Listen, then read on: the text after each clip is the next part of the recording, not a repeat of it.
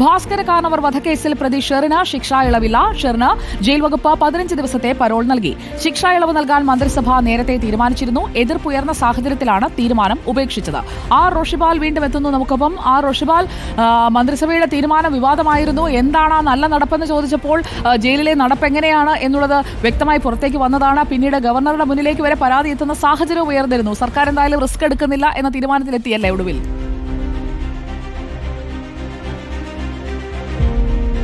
സുജയ പാർവതി, സർക്കാർ അങ്ങനെ ഒരു തീരുമാനമെടുത്തത് കടുത്ത എതിർപ്പിന്റെ കൂടി പശ്ചാത്തലത്തിലാണ്. വളരെ ക്രൂരമായി ഭാസ്കര കാർണവരെ വധിച്ച ഷെറിന് ശിക്ഷാ ഇളവ് നൽകാൻ മന്ത്രിസഭ തീരുമാനിച്ചപ്പോൾ തന്നെ കടുത്ത എതിർപ്പുയർന്നു. സാക്ഷിയടക്കം വലിയ എതിർപ്പുമായി പരസ്യമായി രംഗത്തെത്തുന്നു. പ്രതിപക്ഷം വിമർശനം ഉയർത്തുന്നു. അങ്ങനെ ഒരു സാഹചര്യം ഒരുക്കിയതോടെ സർക്കാർ ഒരു പുനർവിചിന്തനത്തിലേക്ക് കടക്കുന്നുണ്ടായിരുന്നു. ഏതായാലും ഒടുവിൽ ജയിലിനകത്ത് തന്നെ ഷെറിൻ സഹതടവുകാരിയെ ക്രൂരമായി ആക്രമിച്ച ഒരു സംഭവം കൂടിയുണ്ടായി. ഇതോടുകൂടെ തന്നെ തീരുമാനം ഉപേക്ഷിക്കാൻ സർക്കാർ അങ്ങനെ ഒരു തീരുമാനത്തിലേക്ക് എത്തി.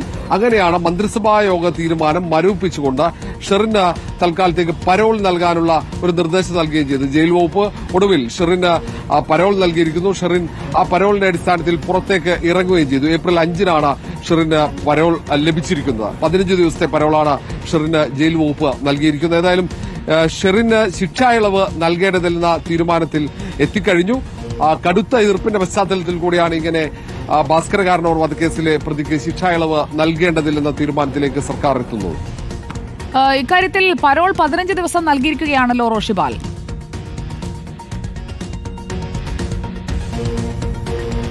ശിക്ഷാ ഇളവ് നൽകേണ്ടെന്ന തീരുമാനത്തിന് പിന്നാലെയാണ് പരോൾ നൽകുന്നത്. മറ്റൊരു പ്രധാനപ്പെട്ട കാര്യമുണ്ട്. ഏതാണ്ട് 1.5 വർഷക്കാലമാണ് കഴിഞ്ഞ ഈ കാലയളവിൽ ഷെറിന് പരോൾ ലഭിച്ചത്. നേരത്തെ തന്നെ പല കേസുകളിലും പ്രതികൾക്ക് കൂടുതൽ പരോൾ നൽകുന്നു. പ്രത്യേകിച്ച് നമ്മൾ കണ്ടതാണ് ടി.പി. ചന്ദ്രശേഖരൻ വധക്കേസിലെ പ്രതികൾക്ക് വളരെ കൂടുതൽ ചട്ടങ്ങളൊക്കെ ലംഘിച്ചുകൊണ്ട് പരോൾ നൽകുന്നു.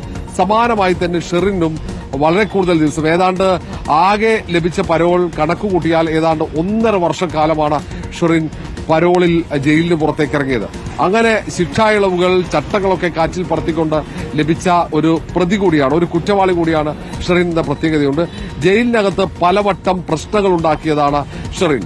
അത് സഹതടവുകാരെ ആക്രമിക്കുക, അല്ലെങ്കിൽ അവിടെയുള്ള ജീവനക്കാർക്ക് നേരെ ആക്രമണം ഉണ്ടാവുക, അങ്ങനെ തുടങ്ങിയ പല പ്രശ്നങ്ങളും ജയിലിനകത്തുണ്ടാക്കുന്ന സ്ഥിരം ജയിലിനകത്ത് ഒരു പ്രശ്നക്കാരിയാണ് ഈ ഭാസ്കര കാർണവർ വധക്കേസിലെ പ്രതിയായ ഷെറിൻ. എന്നിട്ടും ശിക്ഷാ ഇളവ് ലഭിച്ചതാണ്, അന്ന് ശിക്ഷാ ഇളവ് നൽകാൻ മന്ത്രിസഭ തീരുമാനിച്ചതാണ് കടുത്ത വിമർശനത്തിന് വഴിയൊരുക്കിയത്. എന്നാൽ പോലും ആ ശിക്ഷാ ഇളവ് നൽകിയെങ്കിൽ പോലും ഇപ്പോൾ പരോൾ നൽകുന്നു. അതും വളരെ കൂടുതൽ കാലം. ഭാസ്കര കാർണവർ വധക്കേസിൽ ശിക്ഷാ ഇളവില്ല പ്രതി ഷെറിന്.